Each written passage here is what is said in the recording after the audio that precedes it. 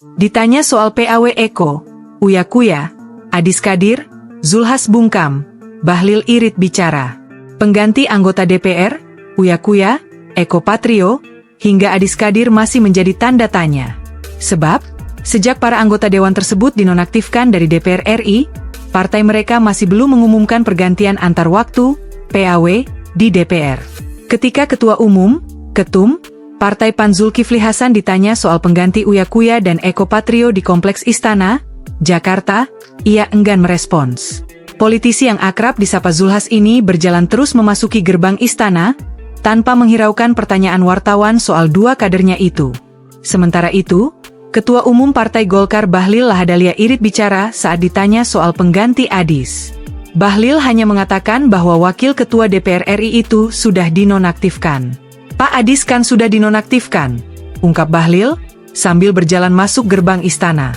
Diketahui, Partai Amanat Nasional, PAN, resmi memutuskan untuk menonaktifkan Eko Hendro Purnomo alias Eko Patrio dan Surya Utama alias Uya Kuya dari DPR RI terhitung sejak 1 September 2025. Hal ini merespons dinamika dan perkembangan yang ada saat ini.